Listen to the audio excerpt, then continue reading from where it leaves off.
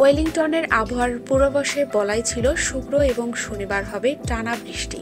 ধরেই নেওয়া হয়েছিল হয়তো প্রথম 2 দিন একটি বলও মাঠে গড়াবে না বাংলাদেশ বনাম নিউজিল্যান্ডের মধ্যকার দ্বিতীয় টেস্টের। এমনকি প্রকৃতির অবস্থা দেখে দ্বিতীয় দিন তথা শনিবার 2 দল টিম হোটেল থেকে মাঠেও এসেছে প্রায় ঘন্টা দেড়েক পরে, যেখানে দ্বিতীয় দিনের খেলা শুরুর কথা ছিল নির্ধারিত সময় 30 মিনিট আগে।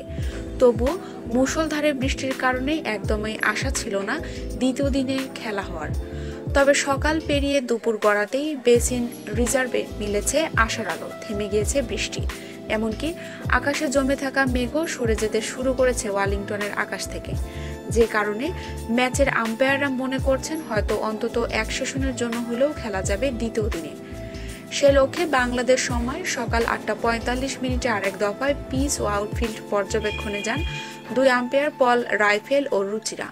তাদের পর্যবেক্ষণ সিদ্ধান্তের উপরেই নির্ভর করছে কখন হবে টস এবং কখন মাঠে গড়াবে ম্যাচ। বৃষ্টি থামার পর ওঠানো হয়েছে পিচের কাভার, ফলে প্রথমবার মতো দেখা মিলেছে দ্বিতীয় টেস্টের উইকেটের, যেখানে ঘাসের আধিক্য এত বেশি যে আউটফিল্ডের সঙ্গে উইকেটকে আলাদা করে বেশ মুশকিল কাজই বটে।